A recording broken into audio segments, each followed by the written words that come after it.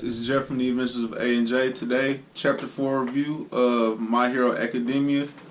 And I want to start this review off with the lead up to Midoriya getting accepted into UA.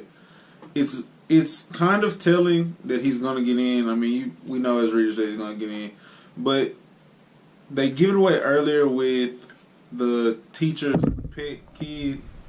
You know, the guy that was really stern or whatever in the last chapter, getting angry because he understands like how the test is broken down after the reaction, after he sees what happens.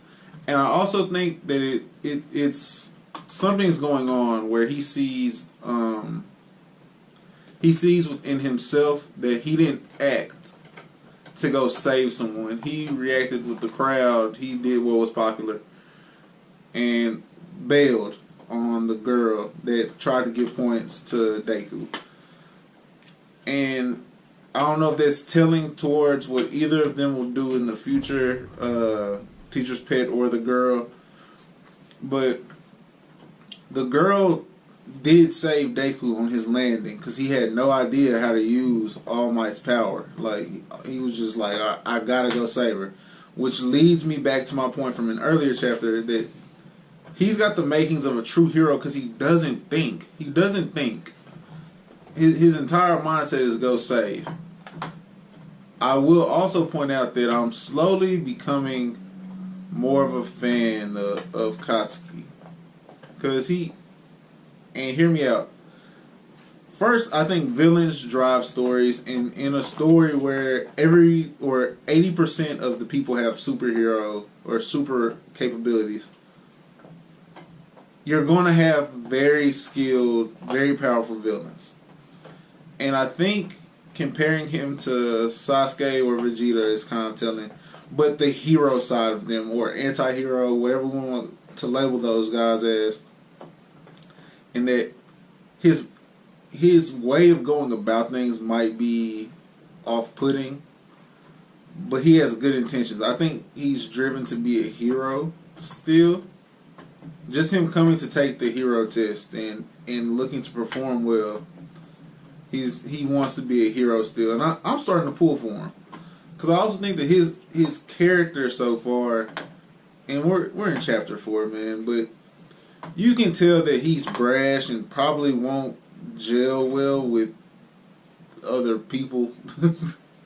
He's not gonna fit in well with other people, but in terms of the applications his quirk can have in combat, it's crazy. And the other comparison to both Vegeta and Sasuke that I think he'll gain from this is they're both natural fighting geniuses, where in combat you see that they're naturally gifted fighters. And I think Bakugo has those traits. We haven't got to see them quite yet. I mean, he wasn't in the same he wasn't in the same test. He wasn't in the same entrance exam as Deku, so we didn't get to see how he performed. But you see like a glimmer on a panel of him, and I know he went off. I know he went off. And back to bringing this to some very real life stuff, similar to how last chapter we had high school kids reacting to an assembly at school. Deku's mom pacing back and forth from the door, like stressed out mom for how her kids are gonna be. Like that's very in tune with real life, because parents definitely stress over what's going on with their kids. Like, I know my mom did that. I know my wife's mom did that. My mom is still doing that with my brother right now. So that's a nice touch. And lastly, because this chapter was a bit of a setup chapter to me. We got a little bit of action, but it was more recap leading towards the future, and it could even be further down the line. Like, the stuff with the teacher's pet guy could be further down the line where we get to see like his true hero intentions.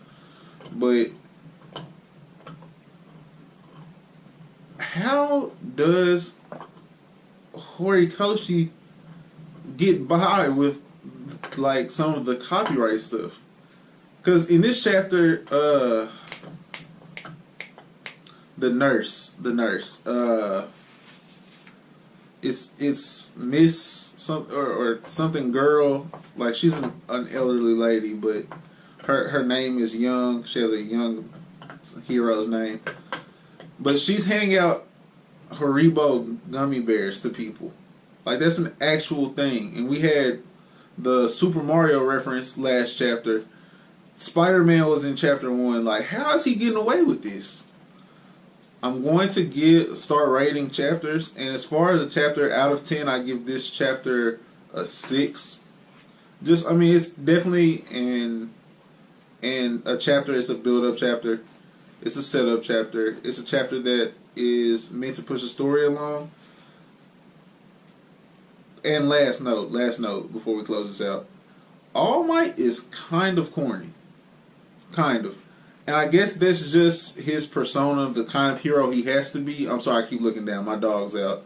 But his persona leads him to do some kind of corny stuff. Like how he yells at every entrance. And it could be because he's based off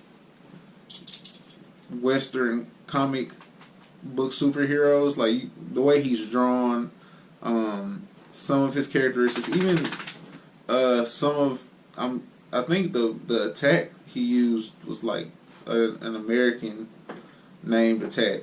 So he's kind of corny. But this chapter was a 6 out of 10 for me. Stay positive, stay up, because positivity will lead to happiness, and we'll be back. Oh, look, and there's my dog. Peace.